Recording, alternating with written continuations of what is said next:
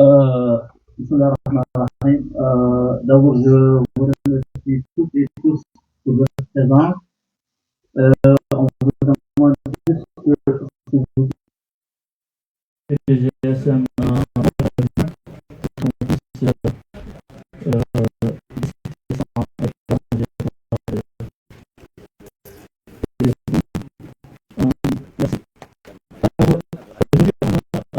commencer encore notre deuxième et dernier de notre colloque qui parle de le problème de la Mauritanie, le problème de la justice en Mauritanie, le problème des opprimés en Mauritanie.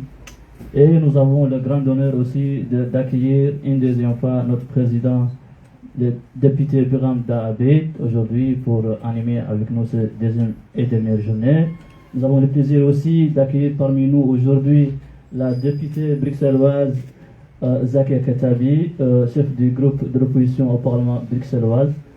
Et nous avons aussi le grand honneur d'accueillir parmi nous aussi notre camarade, le politologue Martin Schulz. Qui ne l'est pas, qui ne l'est pas. Et on est très très content. Et d'ailleurs, je le remercie beaucoup pour tout le travail qu'il a fait avec nous. Parce que grâce à lui, à Ahmed Kerkoub et d'autres personnes aussi, on est arrivé à organiser ce colloque aujourd'hui. Je le remercie infiniment pour leur investissement qui est vraiment apprécié. Alors nous avons encore notre ancien chef, ex-président de la Mauritanie, Hassan Oudabe. Nous avons encore le grand frère et les grands militants Diaw Moussa Khalidou. Nous avons aussi, et pas dernièrement, notre grand frère aussi, Sidibi Mohamed Mahmoud, dit Bibi, qui est ici avec nous aujourd'hui. Donc voilà, on est très content d'accueillir toutes ces personnalités aujourd'hui pour parler de la Mauritanie. Et c'est grâce à vous que notre association ASBL continue à exister. C'est grâce à vous toutes et tous que nous continuons aussi à faire des choses à l'intérieur de notre pays, la Mauritanie. Et comme vous le savez tous, si on est ici en Belgique, en France, en Amérique ou partout ailleurs, c'est la Mauritanie d'abord. Donc c'est pour cela nous on reste vraiment attachés à notre pays et à notre population. On ne va pas laisser les gens mourir avec les tortures. On ne va pas laisser les esclaves continuer à exister en Mauritanie. On ne va pas laisser nos camarades qui sont en prison, les députés, les militants, l'enfant Biram, le petit Biram de 4 mois qui est en prison et avec sa mère dans une prison, l'isolement total. Donc c'est vraiment inacceptable. Et voilà, je ne veux pas être long. Je donne la parole au président Biram Daabed et je vous remercie encore une deuxième fois. Merci beaucoup.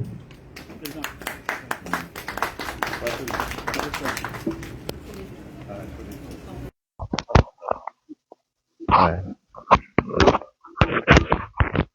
Bon, moi je salue cette honorable assemblée et je remercie tout le monde d'être venu. Je remercie les gens, les personnes ici présentes de s'intéresser au sort des plus humbles de nos sociétés contemporaines.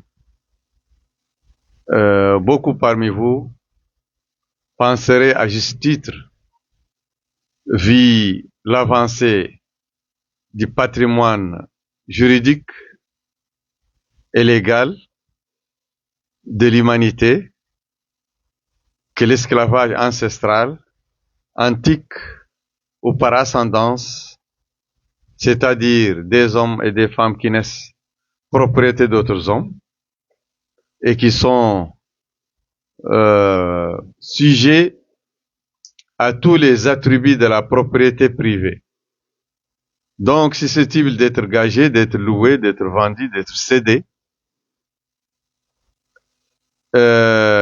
Les femmes parmi ces groupes d'esclaves, les filles et les fillettes, leur corps ne leur appartiennent pas, mais appartiennent au maître, à l'enfant du maître, au cousin du maître, aux employés du maître même, ou à son hôte de passage.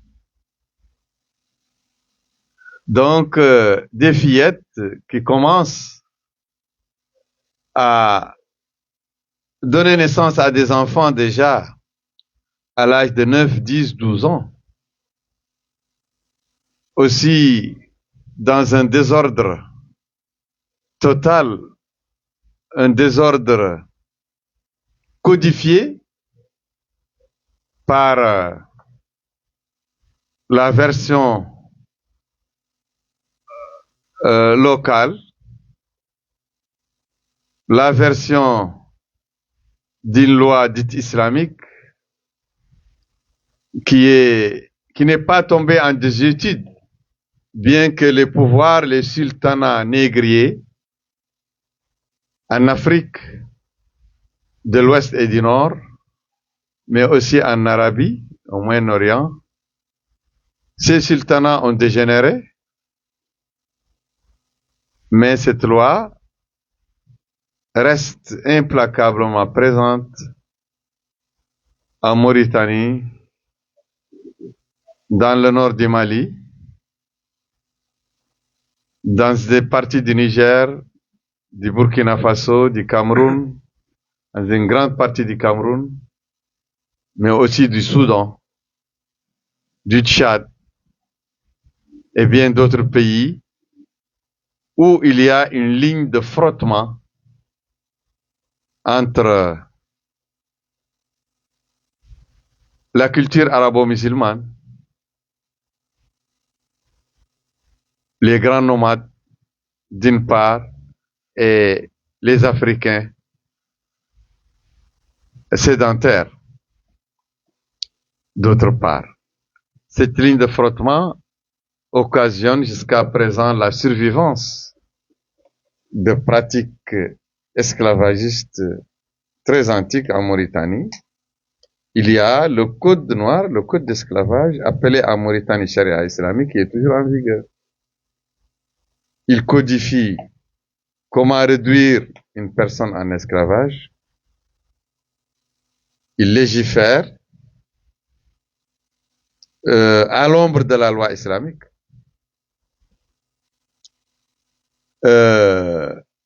Comment on peut vendre un ou une esclave, comment on peut céder les enfants de l'esclave, comment le maître a le droit de cuissage sur toutes les femmes, les filles et les fillettes qui sont ses esclaves. L'esclavage continue à se transmettre par la ligne matrilinéaire, la ligne de la maman, de la femme, et il continue à se transmettre de génération en génération. Pour ceux qui ne le connaissent pas, la Mauritanie est le dernier pays du monde à avoir aboli l'esclavage en 1981, mais c'est une abolition verbale, théorique, qui n'a jamais été mise en pratique.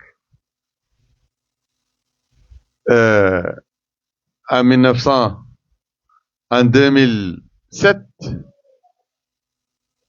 la Mauritanie a criminalisé timidement l'esclavage. Bon, et la législation sur l'esclavage a continué à s'améliorer dans le pays. La communauté internationale s'en est mêlée et le gouvernement mauritanien a fait semblant de ratifier des conventions, toutes les conventions des Nations Unies sur l'esclavage. L'esclavage a été même érigé en Mauritanie dans la constitution du pays en crime contre l'humanité. Des tribunaux spécifiques pour réprimer l'esclavage ont été créés. Mais hélas, ceux qui ont été réprimés, ce ne sont pas les esclaves, ce ne sont pas les esclavagistes. Ce ne sont pas les personnes qui ont enfreint cette loi de l'esclavage. Non. Ceux qui sont réprimés et qui remplissent les prisons de Mauritanie, ce sont les militants anti-esclavagistes. Et l'État mauritanien a rendu des jugements lourds, très lourds, allant jusqu'à 15 ans de prison, allant parfois jusqu'à la peine de mort, ce qui m'a visé en 2012, lorsque j'ai incinéré de manière symbolique mais volontaire, et dans le cadre d'une dissidence politique et religieuse, d'une révolte morale, voilà, et de principes contre l'hypocrisie de la société et de l'État mauritanien, qui veulent montrer à la communauté internationale un faux visage, le visage d'une fausse justice. Et voilà, cette incinération des codes noirs, des codes d'esclavage, qui sont appelés à Mauritanie Charia islamique, qui sont en vigueur jusqu'à présent et qui sont supérieurs aux normes internationales, selon la constitution mauritanienne. C'est pourquoi on a maille à pouvoir faire condamner un contrevenant à la loi de l'esclavage, parce que les juges sont socialisés et sont formatés dans un état d'esprit, une mentalité, une religion, je veux dire une religion, la religion des groupes dominants, qui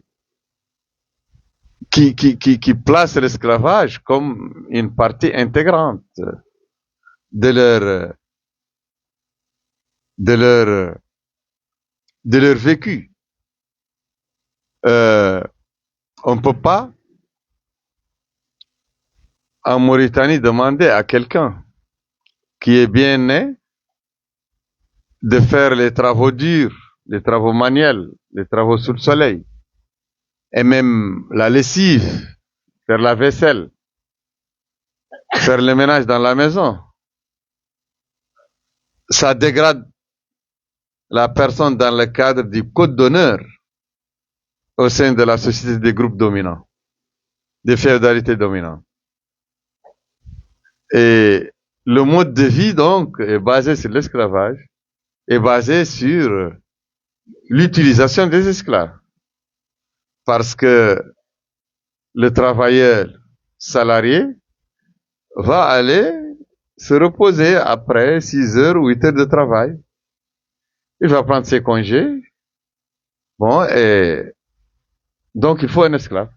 C'est pourquoi les grands clients de l'État mauritanien, les grands électeurs, sur lesquels se fonde la puissance du pouvoir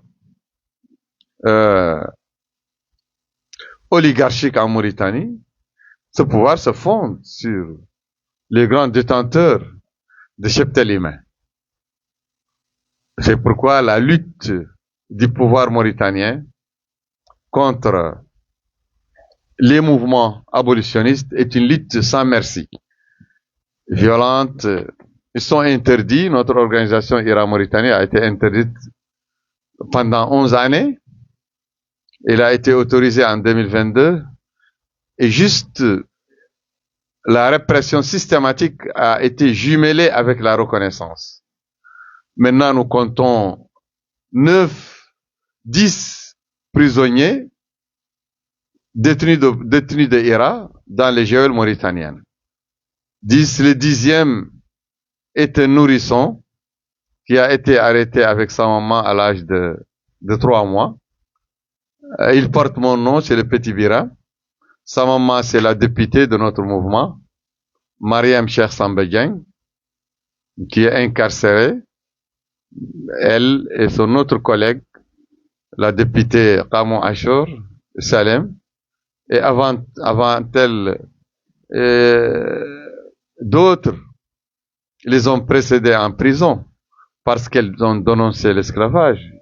J'ai parlé de Lalla Fatma et Rachid Salik, 2 femmes lanceuses d'alerte qui ont pu faire documenter la situation ô combien difficile d'une fillette de 11 ans, Nouha Mohamed, qui a été transportée par un jeune couple, offerte en cadeau de mariage. c'est une habitude courante dans les milieux esclavagistes, dans les sociétés ouest-africaines, nomades ou Touaregs, ou Peuls aussi dans le Cameroun. Donc, cette situation a amené, après que les lanceurs d'alerte ont informé le personnel militant de l'organisation IRA, ce personnel militant a transporté le problème devant le parquet du tribunal de la répression de l'esclavage. Mais au lieu de saisir cette énième occasion pour sanctionner les coupables de l'esclavage, pour donner une leçon à la société, l'État mauritanien a incarcéré et les lanceurs d'alerte et les militants de l'IRA, chargés vraiment de poser le problème devant les tribunaux. Abdullah Abou Diop, El Haj El-Eid, Bounnas Ahmeida et Mohamed Fadel Aliyat, en plus des deux lanceurs d'alerte, Léa Fatma et Rachid Al-Salik. Bon, ils ont été accusés, on a fabriqué pour eux une accusation, comme le font les régimes autoritaires, et ils ont été accusés d'association de malfaiteurs. Ils ont dit que pourquoi ils ont documenté ce cas d'esclavage, que c'est une violation de l'intimité de la personne. Ils ont dit que la fille, elle est payée, que la fille, elle est nourrie par les gens qui la détiennent, et que sa maman est consentante de l'avoir cédé, de l'avoir donné. Voilà, tout le blabla de justification qui laisse à désirer. Aussi, la journaliste Warda a dénoncé une attaque violente de la police sur les militants d'IRA qu'elle couvrait par sa caméra lorsque la police est venue attaquer un groupe de militants d'IRA qui veillaient devant la police pour soutenir leurs camarades incarcérés, camarades dont j'ai cité les noms tout à l'heure. Warda a été incarcérée, elle aussi.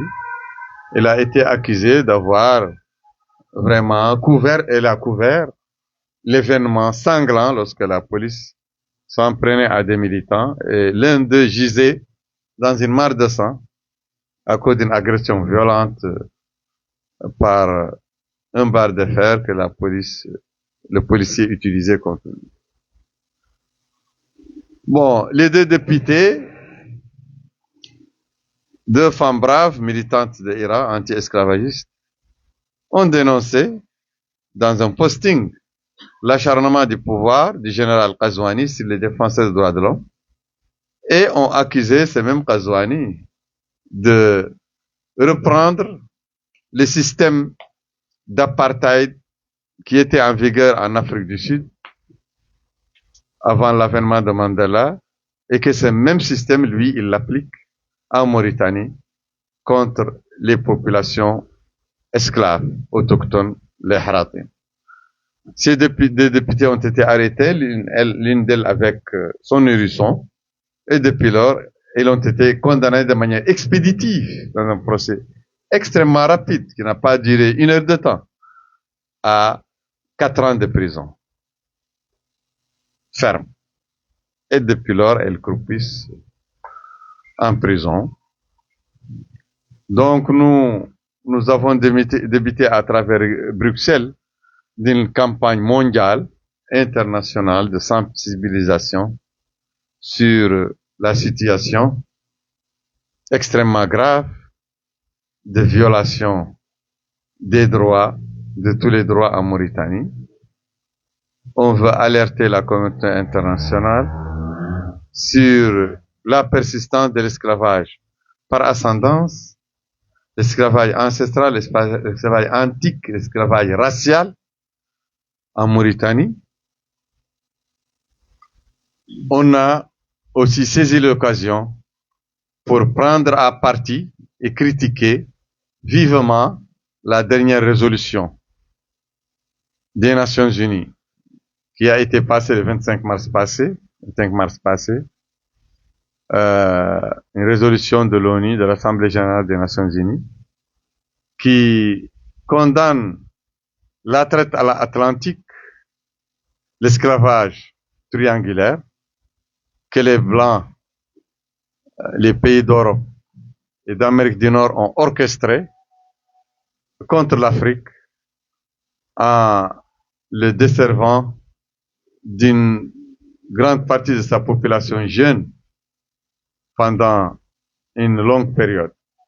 Mais nous pensons que la mémoire du monde est amputée d'autres drames esclavagistes, que les Africains qui ont proposé la résolution à travers le président du Ghana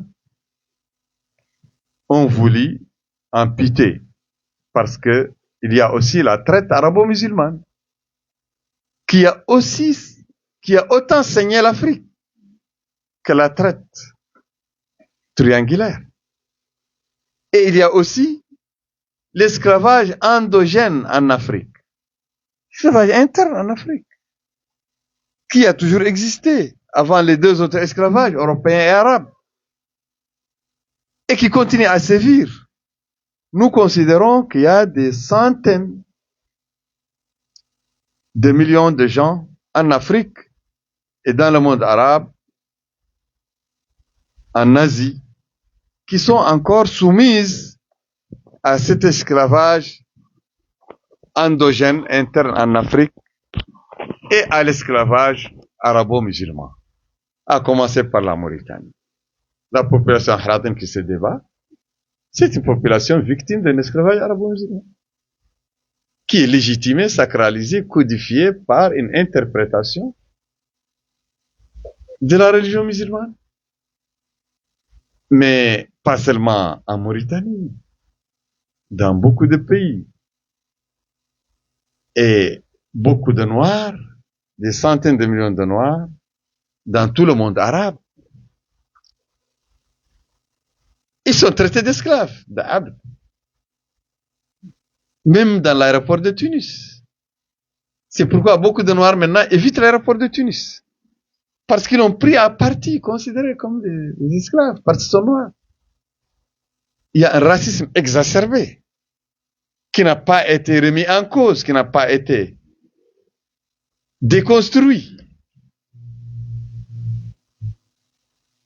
En Mauritanie, dans beaucoup de pays du Maghreb, ce qui s'est passé en Libye, lors de la chute de Kadhafi. Le côté invisible de l'iceberg a été découvert. Des marchés d'esclaves. Noirs, ligotés, maltraités. Même en Palestine, en Inde, en Iran, dans tous les pays du monde arabo-musulman, il y a de fortes diasporas noires, de fortes minorités noires, invisibilisées, qu'on ne peut pas voir, considérées comme des sous-hommes, maltraités. Il n'y a pas encore la déconstruction de l'esclavage chez les Noirs aussi, entre eux. Dans beaucoup d'ethnies noires d'Afrique de l'Ouest, il y a l'esclavage pur et dur. Et il y a des confrontations qui ont eu lieu au Mali, violentes, entre les esclaves qui veulent se libérer et les maîtres qui refusent d'accepter que leurs esclaves accèdent à la citoyenneté. L'État est spectateur, souvent, ou parti avec les plus forts. Parce qu'en vérité, les indépendances ont été obtenues par les groupes dominants dans les sociétés africaines. C'est pourquoi les pères de l'indépendance africaine, qui ont créé l'OIA et qui ont entamé la lutte contre l'apartheid, contre l'esclavage transatlantique et contre la colonisation, mais ces élites de gauchistes, de partis gauchissants, ils n'ont pas voulu s'attaquer à l'esclavage qui est dans leur maison, dans leur porte. Ils ont voulu balayer. Ils ont voulu culpabiliser l'Occident. À juste titre d'ailleurs. Nous continuons. Nous considérons que l'Occident n'a pas encore réparé comme il le fallait, comme il le faut, et n'a pas encore reconnu comme il le faut l'ampleur de la traite négrière, de la traite atlantique.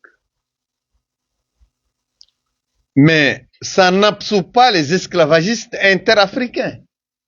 Et ça n'absout pas aussi, loin s'en faut, les esclavagistes arabes. Ou arabo-musulmans, parce que même en Iran, en Inde, il y a cette diaspora noire qui a été menée dans le cadre, dans les chaînes, dans le cadre de l'esclavage. Donc, nous appelons tous les justes dans le monde, à commencer par nos honorables hôtes,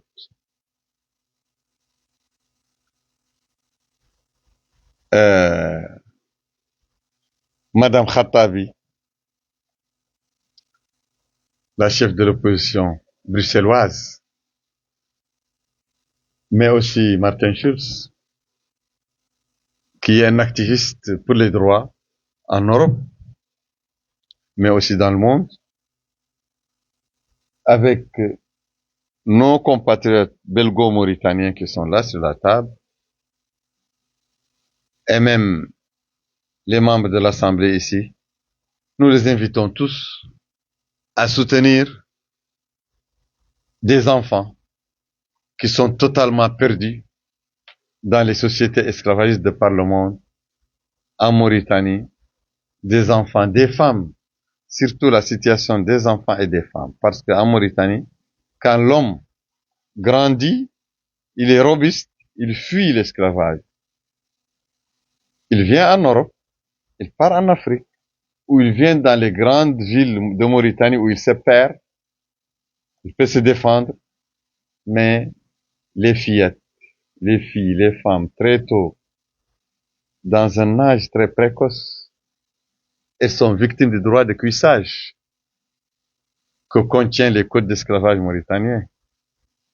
Elles ont déjà des enfants à l'âge de 12, 13 ans. Elles sont malades, le soin manque, la prise en charge manque, mais aussi à cause de l'affection pour les enfants, elles ont des difficultés de fuir.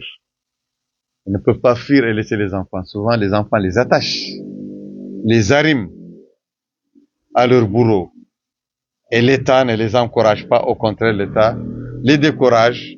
Et l'acharnement de l'État mauritanien, présentement, contre les militantes et les militants d'Irak, qui remplissent les prisons de Mauritanie, c'est une manière de décourager vraiment décourager la révolte et l'affranchissement des populations esclaves. Voilà, je vous remercie. Tout est dit. Merci, Monsieur le Président, pour cette intervention. On va donner la parole maintenant à notre camarade, Monsieur Martin Schulz, pour nous faire son intervention. Merci, Martin. Merci à toi, Gédo. Est-ce que ça marche, ça marche? Ah, ok. D'accord. Alors moi, je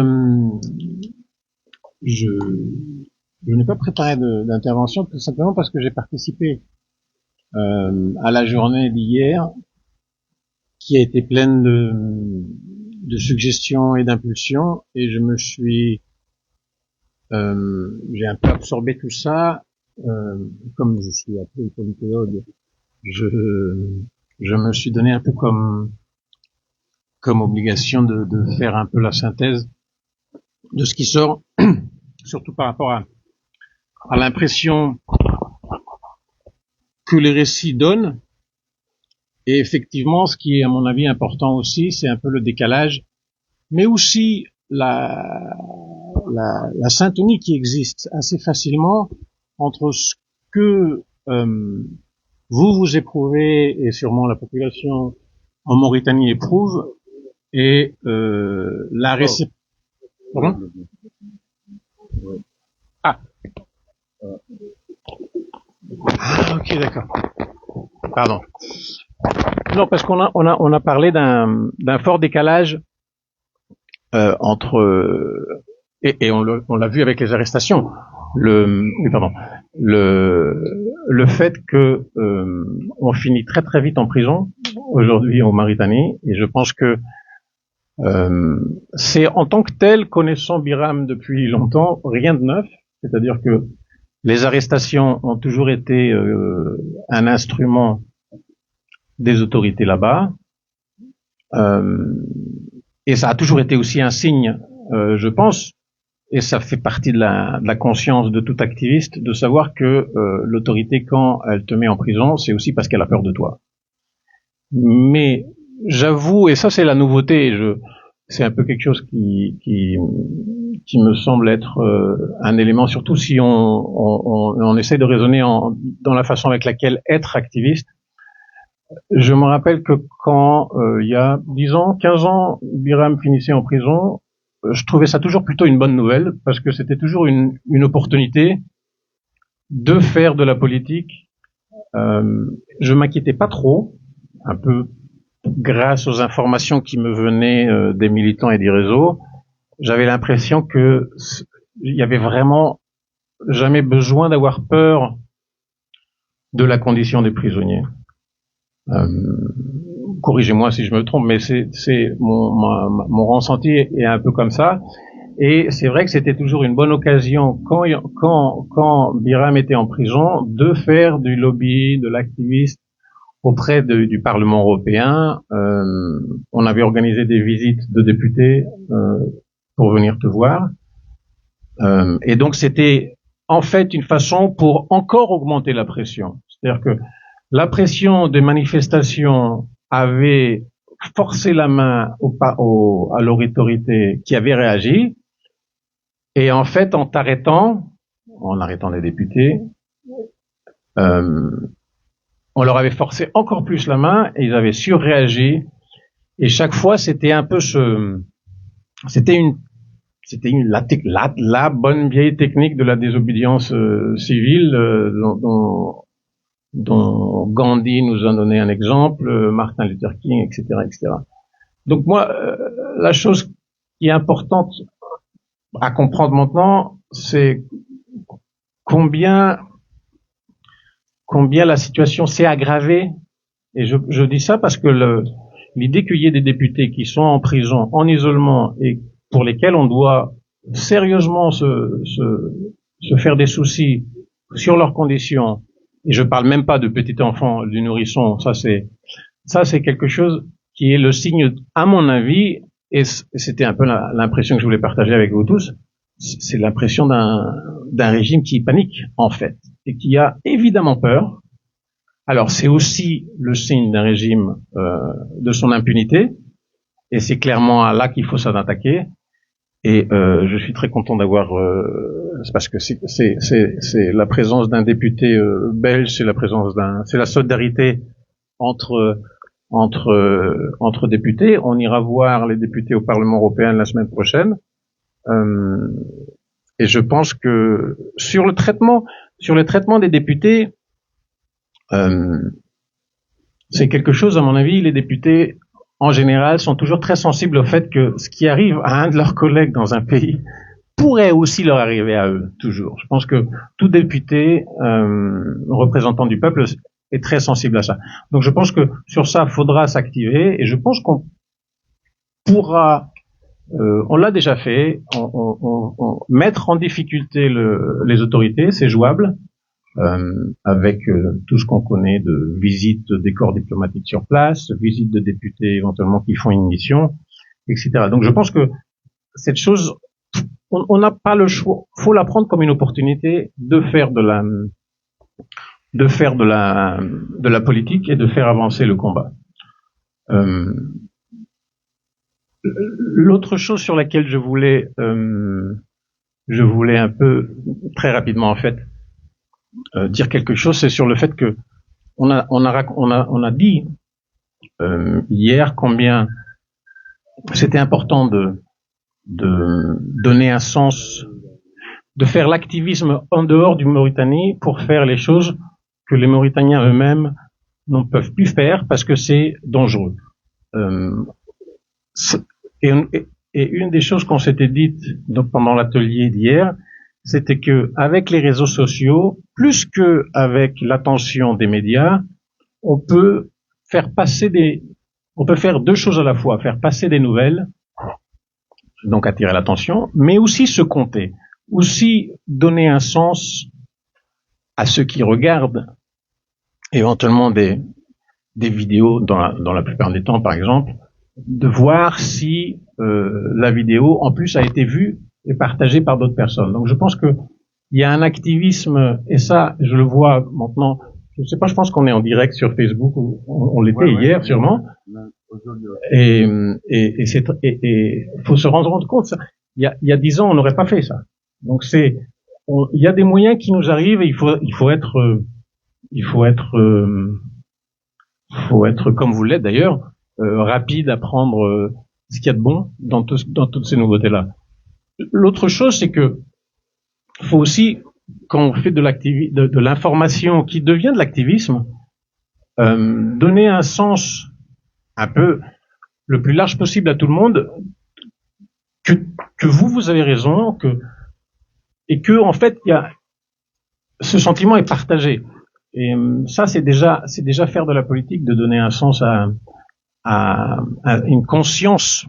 On aurait dit une fois une conscience de classe, mais là on n'est plus une conscience de classe, mais c'est une conscience d'une majorité de la population, et ça c'est à vous de l'organiser, de le faire monter, qui sait qu'elle a raison et qui sait que le monde trouve qu'elle a raison. À partir de là, si en tant qu'activisme au quotidien, et c'est là je dis ça parce qu'il y a clairement une très belle et efficace dynamique entre la diaspora et les Mauritaniens. Ça, si on réussit à transmettre cette sensation-là, on est en train de faire son travail qui va créer des occasions qu'il faudra accueillir. Et j'en termine, je voulais juste toucher un mot sur la question de la résolution ONU sur l'esclavagisme. C'est vraiment pas pour minimiser, mais c'est vrai que c'est difficile de lire cette résolution sans penser au fait que l'esclavagisme aux États-Unis était aboli en 1865, ce qui veut dire que cette attention donne, et ça je partage complètement le discours de Biram, donne vraiment un peu l'impression de vouloir s'en sortir avec pas cher. Parce que ça veut dire vouloir réparer à quelque chose qui est très ancien, un peu pour pas devoir s'occuper de la gravité des choses actuelles. Et donc je pense que la vigilance est tout à fait l'élément qu'il faut ajouter à cette question. Or, ce qui est très bien, effectivement, que la question de l'esclavagisme et de ce dégât, qui est une violence aussi économique et un produit de l'injustice qui renforce l'injustice et qui l'officialise et la normalise. Mais je pense qu'effectivement, il y a un élément de politique qui manque, à mon avis, dans cette résolution. Et donc, je partage complètement l'attitude de vouloir rouvrir le débat plutôt que de penser qu'elle est fermée avec cette résolution. Je vous remercie. Merci beaucoup, cher Martin, merci beaucoup. Alors, maintenant, on va donner la parole à la députée bruxelloise, on le remercie encore une deuxième fois pour la présence et la participation avec nous dans ce colloque. Et voilà, vous avez la parole, madame la députée. Merci beaucoup, Jedou, et merci de votre invitation.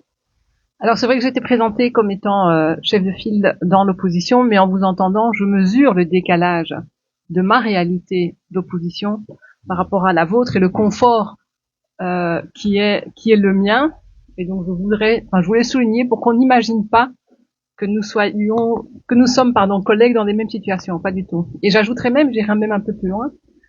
Jusqu'à il y a encore quelques mois, un peu plus d'1 an, j'étais ministre et donc pas dans l'opposition, et mon discours aurait été le même. On m'a demandé, singulièrement Jedou m'a demandé d'intervenir sur la question de l'immunité parlementaire et aussi des droits des femmes.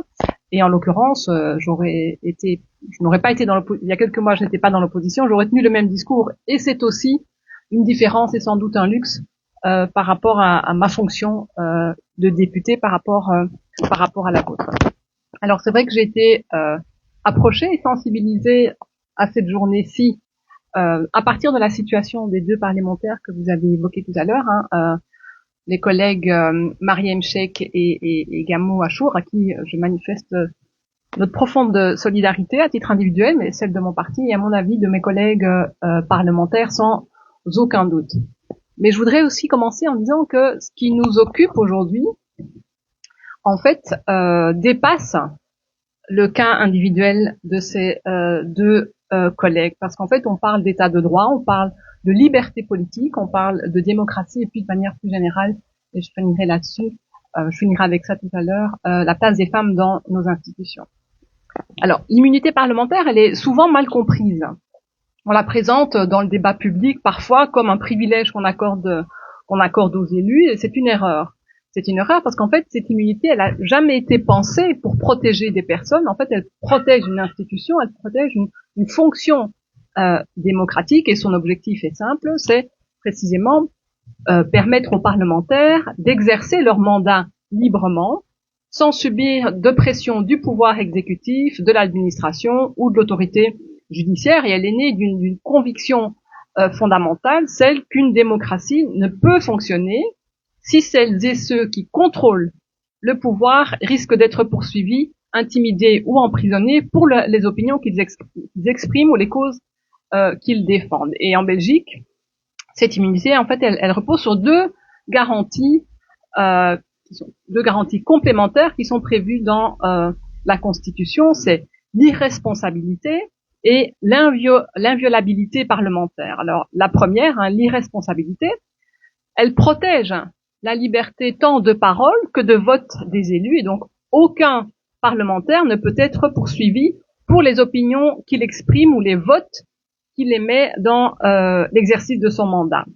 Et la seconde garantie, donc l'inviolabilité, elle protège le libre exercice de ce mandat en encadrant strictement les conditions dans lesquelles des poursuites ou des mesures privatives de liberté peuvent être prises à son encontre. Alors, sauf en cas de flagrant délit, c'est le Parlement qui est saisi et qui doit autoriser certaines mesures afin de s'assurer que la justice n'est pas utilisée comme un instrument de pression politique. Et donc, nous avons, j'allais dire régulièrement, je n'irai pas jusque-là, mais voilà, moi, dans ma carrière, plusieurs fois, le Parlement a été sollicité pour lever l'immunité d'un collègue. Alors, il existe une commission spécifique qui a accès au dossier, à l'instruction au dossier judiciaire, qui nous permettent de nous prononcer sur la levée ou pas de l'immunité d'un collègue, pour pouvoir effectivement évaluer si la demande n'est pas liée effectivement à un enjeu politique. Alors, ce mécanisme de l'immunité parlementaire, contrairement à ce qu'on peut parfois entendre dans le débat public, ce mécanisme n'a pas pour objet de soustraire les élus à la justice. Il permet au Parlement de vérifier que les poursuites, je l'ai évoqué, ne sont pas inspirées par des considérations politiques ou destinées à empêcher un élu d'exercer son mandat. Et une fois cette garantie respectée, alors le parlementaire répond de ses actes comme n'importe quel autre justiciable, comme n'importe quel autre citoyen. Et donc c'est un équilibre subtil entre deux exigences tout aussi fondamentales, l'égalité devant la loi et la protection de la démocratie contre les abus de pouvoir. Et donc, cette immunité parlementaire, elle ne place personne au-dessus des lois, elle ne garantit pas l'impunité. Lorsqu'un parlementaire, je le répète, commet une infraction de droit commun, il doit et il va répondre de ses actes. Mais je l'ai dit, la levée de son immunité obéit à des règles particulières parce que, à cause de sa fonction, le risque existe toujours que la justice soit instrumentalisée pour neutraliser un adversaire politique. Et l'histoire regorge d'exemples, à commencer par ceux que vous nous avez présentés, où des gouvernements ont utilisé des poursuites judiciaires pour réduire au silence les opposants. Et donc c'est précisément pour éviter ça que les démocraties ont consacré cette protection. Et lorsqu'on contourne les garanties prévues, c'est bien plus sans minimiser la situation des deux collègues. Mais donc c'est bien plus que le sort de deux parlementaires qui est en jeu, c'est l'indépendance du Parlement, la séparation des pouvoirs et le droit des citoyens à être représentés librement qui est mis à mal. Et donc c'est pour ça, et vous l'avez évoqué, Monsieur Schultes, lorsque des parlementaires sont arrêtés ou condamnés dans des conditions qui suscitent des interrogations sur le respect de leur immunité quand elle existe, c'est pas seulement leur liberté individuelle qui est en cause, c'est aussi la crédibilité de l'état de droit qui est mise à l'épreuve, et c'est pour ça qu'en effet, vous l'évoquiez, les parlementaires se soucient du traitement des collègues partout dans le monde. Je l'ai dit, donc c'est bien la crédibilité au-delà des cas individuels, c'est bien la crédibilité de l'état de droit qui est mise à l'épreuve, parce que, je le répète, l'immunité parlementaire n'est pas le privilège des élus, c'est le droit des citoyens de pouvoir compter sur des représentants libres de parler, de dénoncer et de contrôler le pouvoir sans crainte de représailles. Et puis, l'affaire qui nous occupe, si je peux le dire comme ça un peu rapidement, pose une autre question essentielle, c'est celle de la place des femmes, singulièrement dans la vie politique. Alors on le sait, partout dans le monde, les femmes restent sous-représentées dans les institutions, et lorsqu'elles accèdent aux responsabilités, elles font souvent face à des formes de violence spécifiques, l'intimidation, le harcèlement, des campagnes de dénigrement, des attaques sexistes, des violences numériques, des poursuites judiciaires abusives ou encore des violences physiques. Et aujourd'hui, les Nations Unies parlent de la violence politique faite aux femmes. Cette notion, elle est importante parce qu'elle montre que certaines attaques ne visent pas seulement une élue, mais elles cherchent aussi à décourager, en fait, toutes les autres femmes de s'engager. Parce que chaque fois qu'une femme est réduite au silence parce qu'elle exerce son mandat avec courage, c'est quand même un signal qui est envoyé à toutes celles qui voudraient prendre leur place dans le débat public. Et le message implicite est qu'elles paieront un prix élevé, souvent plus élevé que les hommes pour leur engagement. Et la situation évoquée de Mariam Sheikh, détenue avec son bébé, rappelle avec une force particulière que les droits humains ne sont pas une notion abstraite. Derrière des principes juridiques tels que ceux qu'on défend, il y a des femmes, il y a des enfants, il y a des familles. Et la protection des droits de femmes, ça consiste pas en fait à leur accorder un traitement particulier. Elle consiste juste, si je peux le dire comme ça, à garantir qu'elles puissent elles aussi exercer leurs responsabilités politiques dans les mêmes conditions de sécurité, de liberté et de dignité que les hommes. Et donc le combat pour les droits des femmes est pour nous, enfin pour moi en tout cas, indissociable du combat pour l'état de droit. Une démocratie qui intimide ces femmes parlementaires affaiblit la représentation de plus de la moitié de sa population. Une démocratie qui protège les femmes qui s'engagent, se renforce elle-même. Et donc, ma solidarité aujourd'hui, notre solidarité, elle relève pas d'une préférence politique. Elle repose sur des principes universels. La liberté d'expression, la liberté d'association, le droit à un procès équitable, le respect des garanties parlementaires et l'égalité entre les femmes et les hommes, parce que les démocraties, elles ne se jugent pas à leur capacité à protéger les voix qui les soutiennent, elles se jugent à leur capacité à garantir les droits de celles et de ceux qui les contestent. Alors à Mariam Sheikh, à Gamour Achour, à leurs proches, et à toutes celles et ceux qui défendent les libertés fondamentales en Mauritanie, je veux dire que leur combat trouve un écho et trouvera un écho bien au-delà de leurs frontières. La solidarité internationale n'est pas une ingérence, elle est l'expression d'une conviction simple, celle que les droits humains sont universels, et lorsqu'ils reculent quelque part, c'est notre responsabilité collective de les dénoncer et de défendre ces droits partout. Voilà, je vous remercie. Merci beaucoup, madame la députée.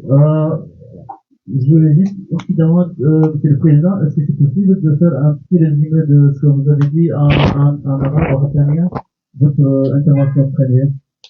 Bon, je traduis. Non, c'est juste votre intervention en français, Vous le dites en arabe. Très bien. Ah, De ah bon.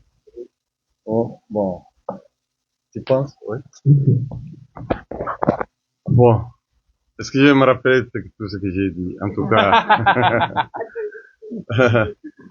bon, j'ai dit que قلت عنها هذه اليوم الثاني من هذه الندوة الحقوقية اللي معدلة إيرا بلجيك، وشاكر الحضور كامل،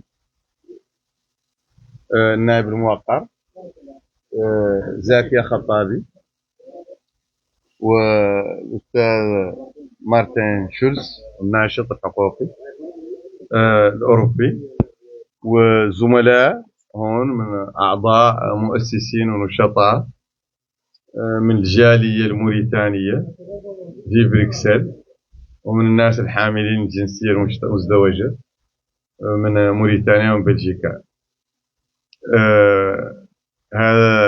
هذه الندوة عنوانها الكبير هي استمرار الرق الوراثي، العبودية الوراثية في موريتانيا. يا غير هامني مولي تعلم الناس عن ذاك الاستمرار في اسم الدول ما إلا موريتانيا حد. ووضعية موريتانيا وتوب عنها النظام الموريتاني عنه وجوده مرهون باستمرار العبودية، به اللي كسر أغلال الرق عن ما يزيد على 50% من الشعب الموريتاني مقيدين بالرق،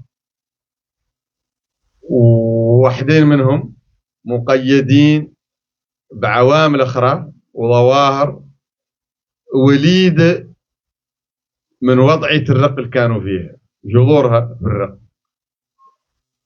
هذو الناس أكثر من نصف الشعب الموريتاني معوق تماما، وله قاد يلج إلى المواطنة، ولو قاد يلج على الثروة، ولو قاد يلج للعلم، ولو قاد يلج للحرية، ولو قاد يجبر رباط الأوراق الثبوتية،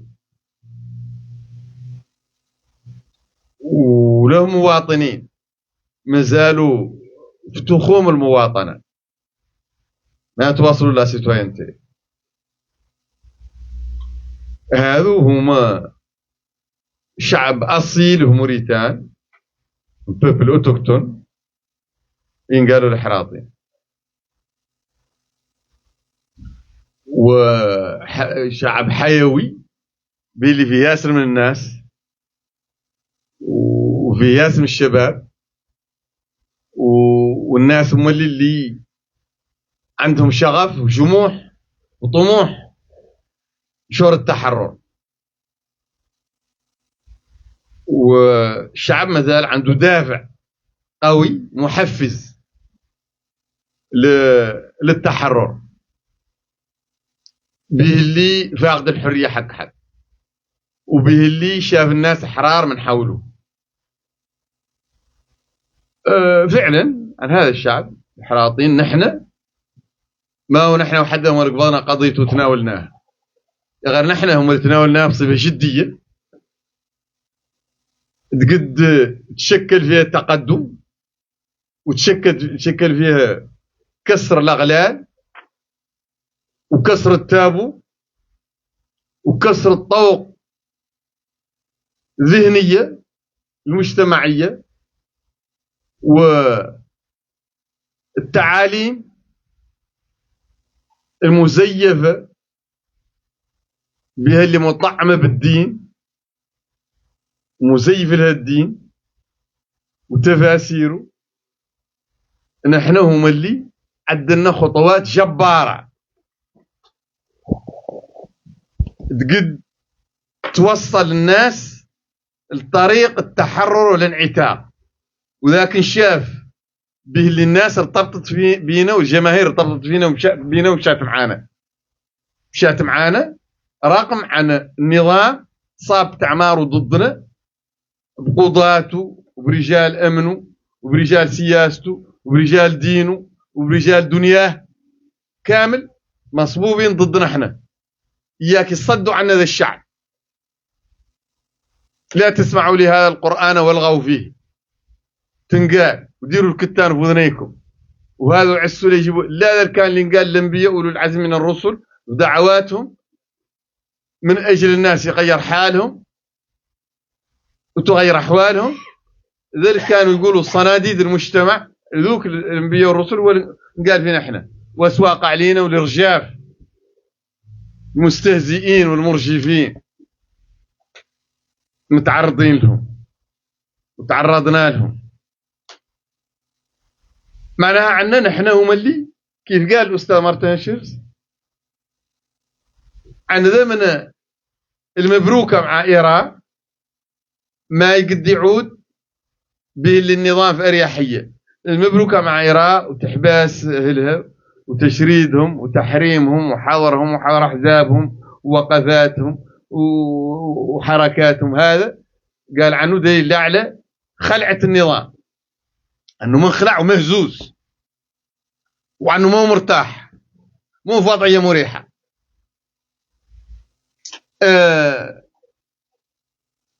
احنا اخترنا نأطروا قضية العبودية والإحراطين وقضايا أخرى هي القضية المركزية اللي هي كبارهم وهي خطرهم على الوطن وعلى الشعب وعلى مستقبل الدولة وعلى كيانها.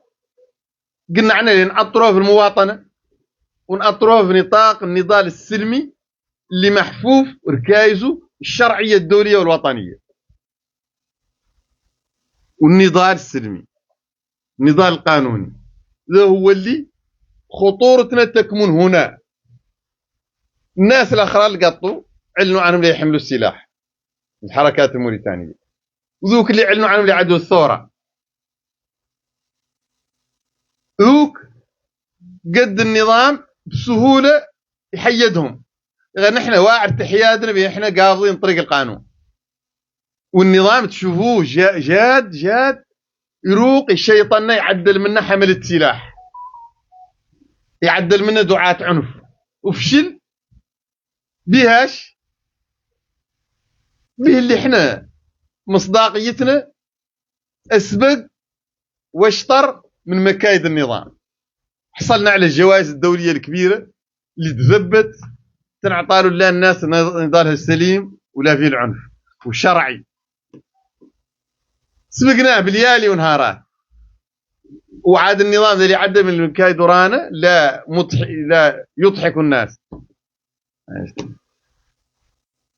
أهمنا نأطروا هذه القضية في نطاق حركة كبيرة وتيار كبير يعنيه الموريتان كامل، التيار الانعتاقي اللي عنده شق حقوقي هو إيران موريتاني منظمة حقوقية، وعنده شق سياسي قال له حزب الراك.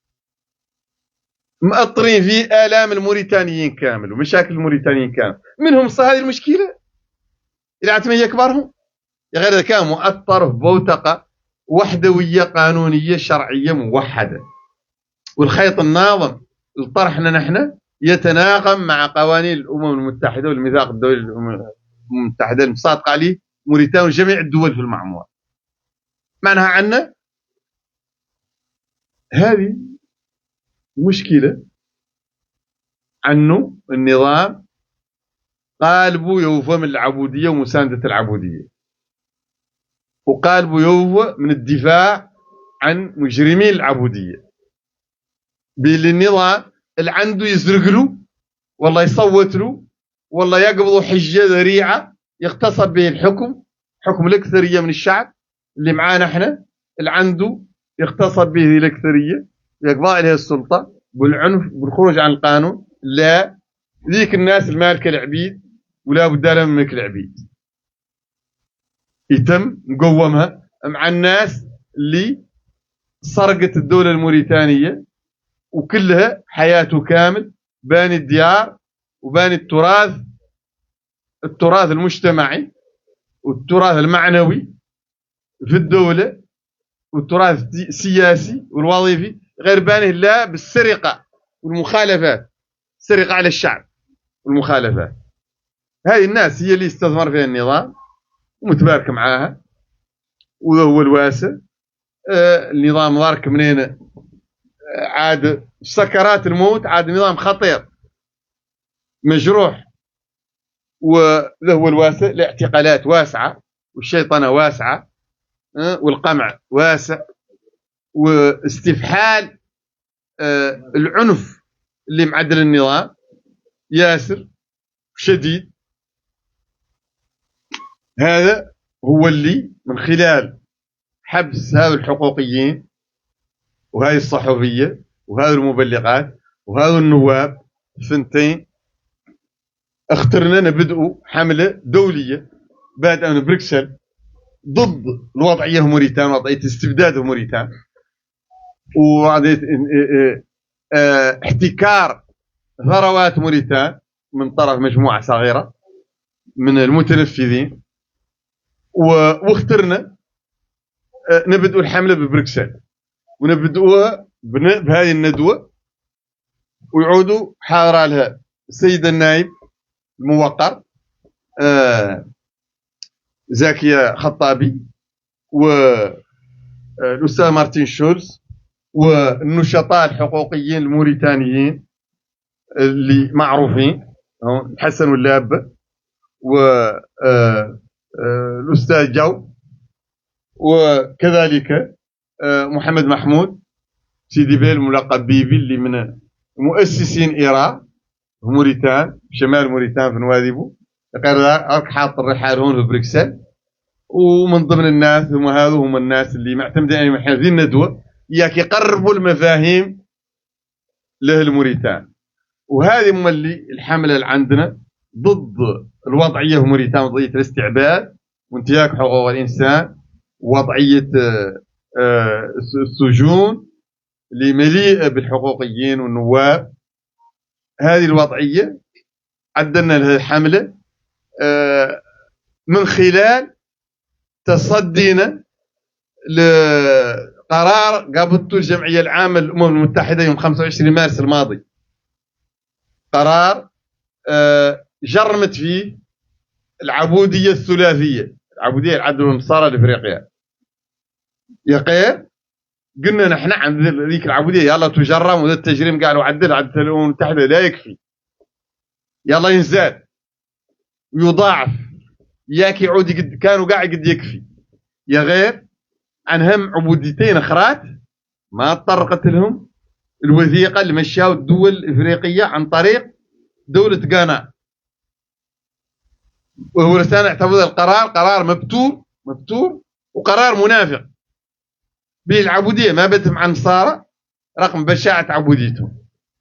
العبوديه بدت بالافارقه بعد كاع، هم من روسهم افارقه، هم اللي فيهم العبيد الاولين، هم اللي فتحوا التاشورت، هم تاشم بيت الروايه، تاشم بيت العبوديه في العالم. افارقه من روسهم بيلي ما تجي اي ولف بولار ماندنج بامبارا سونينكي بولار، اي فئه من فئات افارقه فيهم كسب ينقال بالعربي، طبقه فيهم طبقه ينقالها العبيد، فيهم طبقه ينقالها العبيد. معناها هم اللي حطوا الراحله بيها. العبوديه فيهم وما زالت موجوده في ياسر من دولهم. ذيك العبوديه اهلها مظلومين واهلها ما زالوا معبدين وفاتوا عبدوا، يلا زادهم تجرم ذيك العبوديه، يلا مولي تجرم عبوديه العرب، العبوديه العربيه الاسلاميه باللي الغزاة والله الفاتحين العرب والمسلمين كانوا زادهم يقبضوا الرقيق اوروبا، يقبضوا من افريقيا سابق تعدلها اوروبا. النصارى كانوا يرفدوا العبيد، يرفدوا من الافارقه، يروسوا منهم. فهم احصائيات خطيره وياسره. العبوديه في العرب وفي الافارقه ما هات انحلت، ما زالت كاع هي الخالقه، ما زالت ما هات تجرمت، ما زالت ما هات وفكت طالما مات وفكوا، ولا هات هي انقضى عليها، لا بد من ينقضى عليها، ولا بد من الامم المتحده ترجع للقرار نعود قرار شامل وكافي وعلى مستوى التحدي. هذا هو اللي اخترت نوضح لكم منه. Merci beaucoup, Président.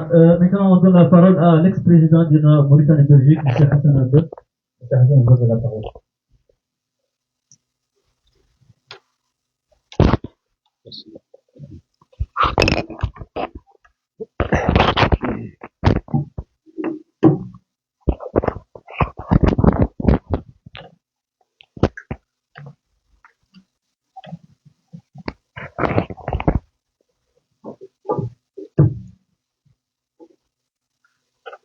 السلام عليكم ورحمة الله. أنا لا أتكلم بالحسانية لأني مداخلتي عبارة عن رسالة والله موجهة للشباب الموريتاني، وبالتالي بما أنه الأغلبية الساحقة منه تتكلم بالحسانية، إذا مداخلتي لا تقول بالحسانية، وراجع عند رئيس برامده على أنه يترجمها بالفرنسية بشكل مختصر.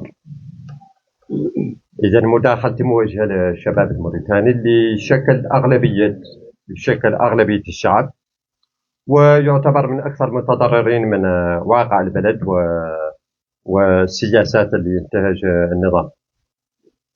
يا غير سمحوا لي دقيقة واحدة سابق مداخلتي. نشكر منظمين لهذه الندوة، حركة منظمة إيران بلجيكا، ونبغي مولي بالمناسبة نشكر شكر خاص رفيق جدو عبد الوهاب. هذا الرفيق اللي له 10 سنوات يناضل ميدانيا وعاطي النضال الوقت ومسخر له إمكانياته المادية المحدودة، ما قد تتخلف عن أي نشاط ولا قد مولي تتخلف عن خلق النشاط من نفسه، وقطعا على عنه النضال الميداني حسب تجربتي في الخارج، خصوصا لأني صار لي 30 سنة تقريبا في الخارج.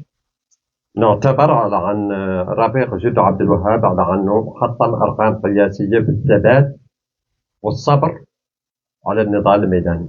على كل حال بالمناسبة شكل الأخوة السيدي وعليين ومحمد والشباب اللي دائما يأطروا الأنشطة سواء كانت مظاهرات أو ندوات إلى آخره. إذا اسمحوا لي هذه المقدمة وندخل في الموضوع مباشرة، ولا نحاول نختصر ونبدأ مداخلتي اللي هي رسالتي الموجهة للشباب الموريتاني بزيارة قد عدلها الرئيس باراك أوباما، زيارة مشهورة قد عدلها لكينيا. أوباما زار كينيا زمن رئيس الولايات المتحدة الأمريكية، وعلى كل حال ثارت انتباه الزيارة لأنه هو من أصول كينية، والده من كينيا. وبعد زيارة رسمية قرر عنه يلقي محاضرة في جامعة نيروبي، وجا لقى محاضرة قدام طلاب جامعة نيروبي. وبعد المحاضرة طلب الرئيس من الشباب إذا عاد فيهم حد عنده سؤال، وقبضت الكلام طالبة من كينيا من جامعة نيروبي وقالت له سيد الرئيس عندي سؤال نختارك تجاوبنا عليه، وهو لماذا الدول الإفريقية غالبهم يمرقوا من مربع الدكتاتوريات والحروب والأمراض والعبودية والأمور كاملة اللي مشى عنها العالم ونحن ما زلنا في المربع الأول. قالت له ما زلنا صغيرين كانت الأنظمة تقول لنا هذا طبيعي عنكم دول متخلفة لأنكم كيف انكم تحررتم من الاستعمار، وبالتالي لا بد من الوقت إياك تعودوا كيف الدول الأوروبية وغيرها. إذن هذا هو دائما الشماعة اللي كانوا الأنظمة يعلقوا عليها فشلهم في بناء دول إفريقيا مزدهرة. قالت الشابة قالت له غير لين كبرنا يا هو أن اللي يقولوا ما هو حق. اكتشفنا عن هذه كذبة كبرى، لأنه جبرنا لين قرينا جبرنا عن الدول الآسيوية.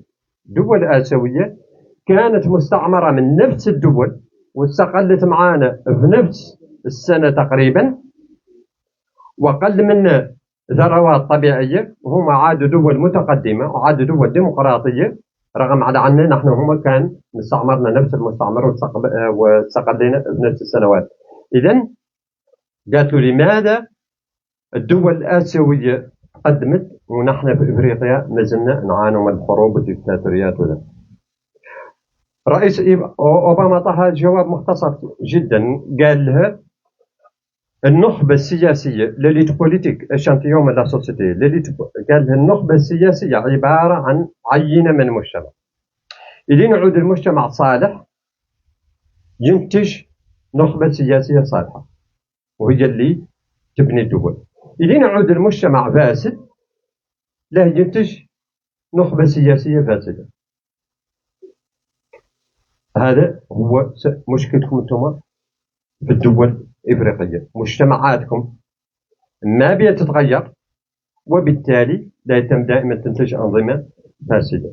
فمياسر من العادات والتقاليد والمعتقدات عندكم انتم الشعوب الإفريقية والمجتمعات الإفريقية ما دمتم متمسكين بها ماكم لا تمرقوا هذا المربع الأول. على كل حال جواب برامة أوباما، جواب الرئيس أوباما للشاب طرح سؤال عند النخبة الإفريقية في ذاك الوقت، وهو السؤال هذا يقولوا كي ديمقراطيسكي من يدمقرط من. إذا نحن عندنا هذه المشكلة في الدول الإفريقية وعندنا دول آسيوية مرقت هذه المشكلة. من درا كان المجتمعات هي اللي تفرض على الحكام وعلى الأنظمة عنهم يعودوا ديمقراطيين، والله هناك نخبة سياسية توصل للحكم والديمقراط المجتمع. والمشكلة على عن الحالات الثنتين عندنا لهم أمثلة في العالم. فيه دول في العالم الشعوب ديمقراطت الأنظمة الحاكمة، الشعوب ثارت وفرضت الديمقراطية للحكام. وعندنا في العالم العربي وعندنا نخبة سياسية ديمقراطت المجتمعات كيف دخلك في الدول الآسيوية، كيف دخلك في سنغافورة وماليزيا إلى آخره، وكيف دخلك في بعض الدول. وهذا السؤال قضية من يديمقراط من هو اللي من تعدد الدولة ديمقراطية من رأي كانوا الشعب والله النخبة السياسية دائما أطرحوا الأكاديميين. وزين بعد جواب سمعته قالوا لي دكتور أحمد هارون قال لي حسن المشكلة قاع هذا عن فرق بين المجتمع والشعب. أنت تصور لي كان الشعب ديمقراط النخبة ونحن في موريتانيا ما عندنا شعب، وهذا فاجئني فعلا. قال لي اللي عنده في موريتانيا قال له مجتمع عبارة عن قبائل، عبارة عن طبقية، عبارة عن جهات، عبارة عن إثنيات. وبالتالي نحن ما زال المجتمع عنده خصائص ما فتنا لحقنا مرحلة الشعب اللي كتلة واحدة وتتحرك إلى أنت تقول في قضاياها مصيرية. غير أنا نعتبر على عن الشباب على عنه هو دائما اللي يحمل راية التغيير عبر التاريخ، مع عند تاريخ الأنبياء إلى تاريخ الديمقراطيات. دائما الشباب هو اللي بيدو التغيير، هو اللي بيموجه كلامي للشباب الموريتاني. وعندي مثالين دائما هم اللي نبغي نضرب بهم المثل في هذا المجال، اللي هو اللي قال له ثورة ماي 68 والله مايو 68 اللي خلقت فرنسا، والتغيير اللي خلق عن طريق الرئيس عبد الله ود في السنغال.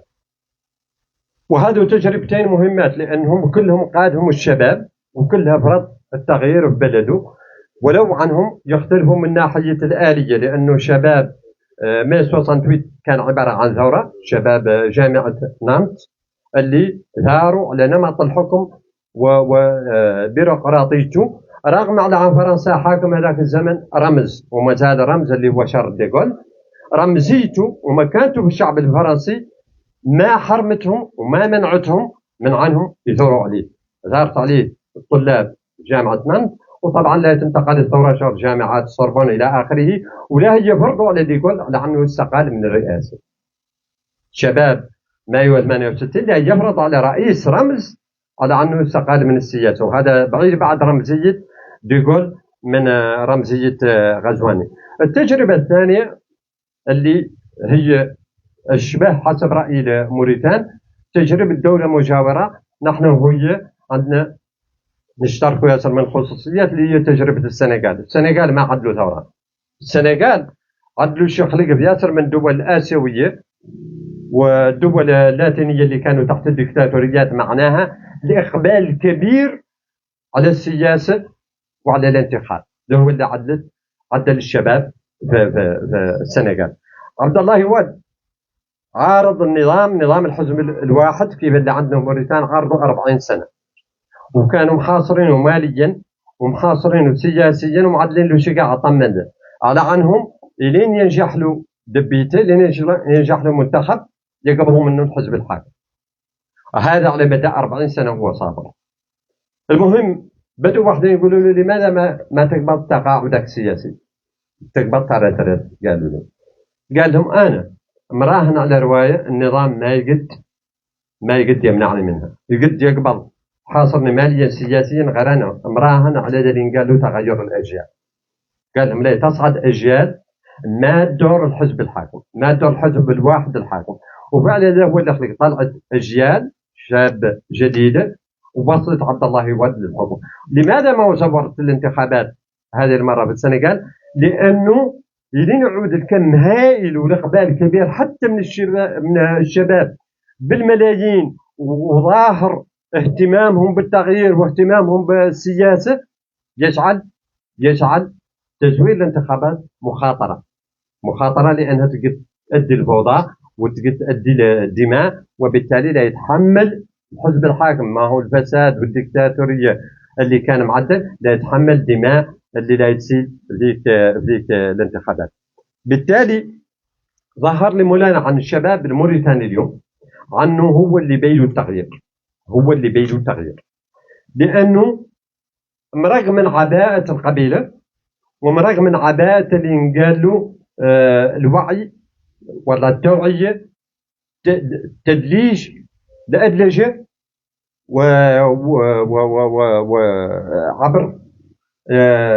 عبر وسائل الإعلام الحكومية التقليدية اللي محتكرة الأنظمة الدكتاتورية دائما، محتكرة اليوم موريتان اللي مانعة منها المعارضة. الجيل القديم، الأجيال القديمة كانت تدجن وتؤدلج بالإعلام الحكومي، تعرف الإعلام الحكومي التلفزة والراديو، وتؤدلج عن طريق تيارات سياسية إيديولوجية. هذا ما خارج اليوم عاد خارج شيء يسموه الوعي الفردي الذاتي، يسموه وحدين أكاديميين يسموه الوعي الفردي الذاتي. والله الوعي الذاتي الفردي معناها على عند الشباب اليوم على عنه عادي يوعي راسه ويثقف راسه براسه، ما تلاقي صنة التلفزة ولا الراديو ولا التيارات الإيديولوجية، عاد عنده تليفون، عنده وسائل التواصل الاجتماعي، فيسبوك، واتساب إلى آخره، وعاد يعد الوعي ذاتي. والوعي الذاتي دائما أنقى من الوعي اللي مفرطة عن طريق إعلام ولا عن طريق إيديولوجيات سياسية. هذا الوعي الذاتي نحن نشاهده اليوم، شاهدناه بالإقبال الشديد للشباب من مختلف الأعراق في الانتخابات الأخيرة، اتفاقهم حول المرشح رئيس برامة، وشفناه في استقبالهم لهم الشباب اللي في أمريكا، استقبالهم اللي عدلوا الرائع للرئيس ينم عن انتشار هذا الوعي الذاتي الفردي اللي مات له وعي عن طريق إعلام الدولة والله عن طريق الحركات الإيديولوجية. نحن في مرحلة انتقال أجيال في موريتانيا اليوم 2026، والله نقولوا من الانتخابات الأخيرة شفنا مرحلة انتقال من جيل طاعة ولي الأمر إلى جيل ديمقراطي في تفكيره إلى آخره. كنا في جيل طاعة ولي الأمر، جيل الدولة ما تعاند، جيل مال الدولة، والدولة يختزوها كاملة في الرئيس ويختزوها بالحكومة. واليوم عندنا جيل عنده هو أفكاره الخاصة اللي جايبها من وعي ذاتي فردي معدله هو، يستند على اللي يشوفه في وسائل التواصل الاجتماعي، يثقف رؤوسهم برؤوسهم ويستند أساسا على واقعهم. درك لا يجي النقطة مهمة عندي، اللي هي قضية هذا طرح المأمورية الثالثة اللي تسمعون، قضية تروازيم ماندا اللي مشدود أخبارها. أنا نعتبر هذا كامل مسرحية شفناها من قبل. قضية المأمورية الثالثة وغميس وحدين عنهم يتكلموا فيها سياسيين والله كتاب، أنا نعتبرها طرح القضية لتسهيل توريث الحكم. في الأخير غزواني ما هو لا يبدل الدستور ولا لا يعدل المأمورية ذاته، غير في آخر لحظة لا يرشح ولا حواري طريقة للتمسك بالحكم وحمايته من لعنة الحكم الموريتاني اللي ماسك منها أي رئيس، ولا يعود مقرر في الشعب على أنه هو ما مس الدستور ولا عدل المأمورية ذاته، ومقرر فيهم على أنه ما عدل هو، وبالتالي من يالتهم يكافئوا قراره المهم واللي قار من يالتهم يكافئوا بالتصويت المرشح اللي هو ولا حواري. هذا عد نفس الشيء عدلوا عزيز خلاه الناس تتكلم وتعدل المبادرات. لماذا ما منعوا الناس أطر الترازة؟ لماذا رخصوا لهم التجمع اللي عدلوا في قصر المؤتمرات وغيره من الأطر في جميع الولايات؟ خلاه الناس تتكلم عن المأمورية هذا إلى آخر لحظة يقوم عزيز ورشح صاحبه ورفيقه غزواني، وقامت الناس شكرا عزيز وهذا العدل زين وله صوت الغزواني وهذا تناوب والراجل يبغي التناوب وعدل التناوب، وهو نفس القصة نفس السيناريو اللي لا يتكرر معه ولا حوازي. غير أن نعتبر على عن توريث الحكم والتمسك به على أنه مدعاة للثورات والفوضى، لأنه حسب تجربتنا ونختم هون، حسب التجربة الشعوب ما تثور بسبب الظلم ولا تثور بسبب الأحباس ولا تثور بسبب التعذيب ولا الجوع ولا الغبن ولا فساد النخبة. الشعوب تثور بسبب واحد ووحيد فقط اللي هو فقدان الأمل، وده اللي خلق في الدول العربية أكبر شاهد. لأنه في تونس 2008 خلقت فيهم شيء قال له ثورة المنجم، ثورة الحوض المنجمي، ثورة الحوض المنجمي 2008 خلقت في تونس، وهو عبارة عن منطقة صحراوية في جنوب تونس في شمال موريتانيا يجد فيها المعادن وثاروا العمال. اللي ثاروا العمال مشى لهم زي العابدين الصنادرة وقتلوا منهم العشرات واعتقلوا المئات مع ثار الشعب التونسي.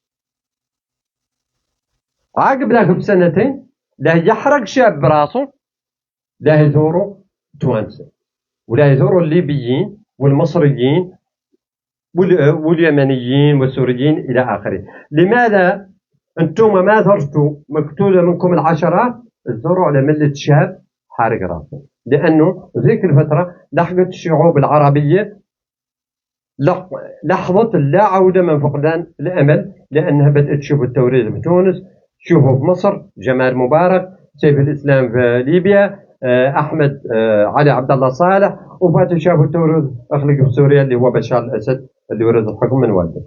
ظهر لمولانا خلاصة عن النظام الذي يرتكب أكبر حماقة تاريخ موريتان، تاريخ تمسكه بالحكم إلين ورث الحكم لحواري، لأنها لا تعود قاصمة الظهر ولا تعود سبب لفقدان الأمل. والشباب فات الحق مرحلة متقدمة من فقدان الأمل في التغيير في موريتان، وهو اللي شفنا نتيجته بهجرة حوالي 30,000 شاب اللي قبضوا طرق خطيرة من أجل الهجرة إلى الولايات المتحدة الأمريكية. نختم هون بكلمة قضية هذا التمسك بالحكم وتداول نفس الأشخاص من نفس المنظومة على الحكم. بنظرية لأينشتاين، أينشتاين عنده أبسط نظرية تقول إعادة التجربة بنفس الوسائل وبنفس الظروف وانتظار نتيجة مخالفة تعتبر أكبر حماقة. بالتالي انتظار إصلاح من معاوية بعد هيدالة، وانتظار إصلاح من عزيز بعد معاوية، وانتظار إصلاح من غزواني بعد عزيز، وانتظار إصلاح من والحوارثي بعد غزواني، هذا عبارة عن دوران حلقة مفرغة وخط كامل يساعدوا والله يدعموا. يعتبر كيف قال أينشتاين على عنه يعدل نفس التجربة، يعيد نفس التجربة بنفس الوسائل ونفس الظروف، وللنتيجة لا تعود نفس النتيجة. شاكركم كاملين والسلام عليكم ورحمة الله. Suite à la demande de notre ami Tetoub et Ablaï, on va juste projeter, si vous voulez bien, avant la traduction, projeter une minute ici. Vous êtes prêts?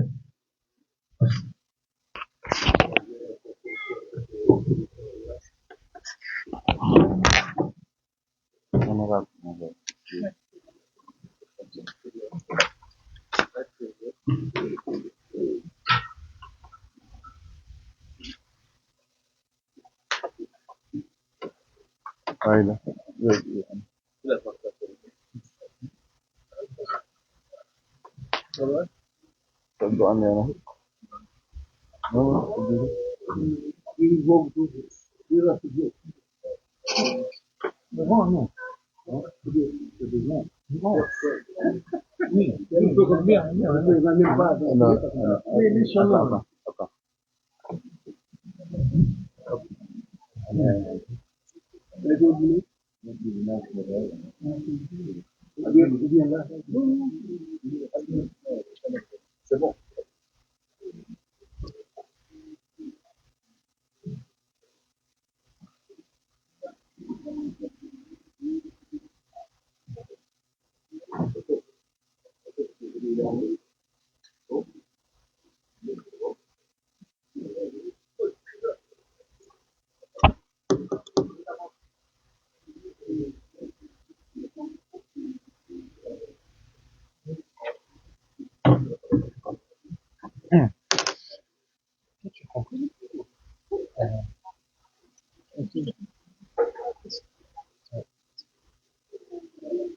Moi, j'ai juste profité de la musicalité de l'affaire. Mais c'était très beau, hein. En plus, c'était intéressant parce qu'il y avait l'impression qu'il y avait un son différent en diagramme par là. Ah oui, oui, tout à fait. Moi-même.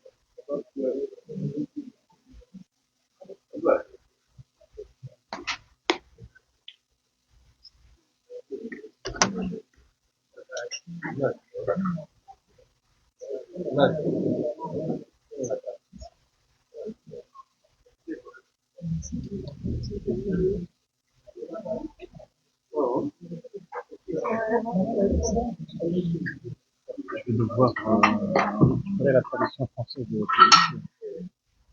Malheureusement, j'ai pas préparé une autre. non, mais je vais faire une synthèse. Ouais, mais de toute façon, on va essayer de faire ça. Ah, d'accord, ah oui, d'accord. Ah, Très bien, d'accord.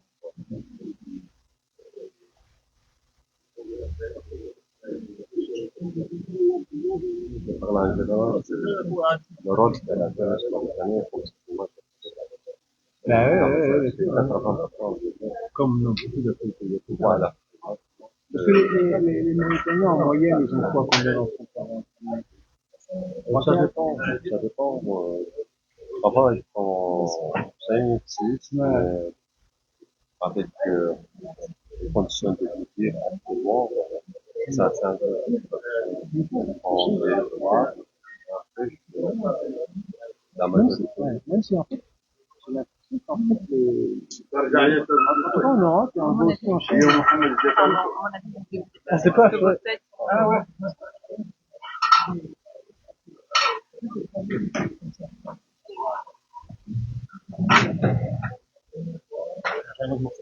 Voilà.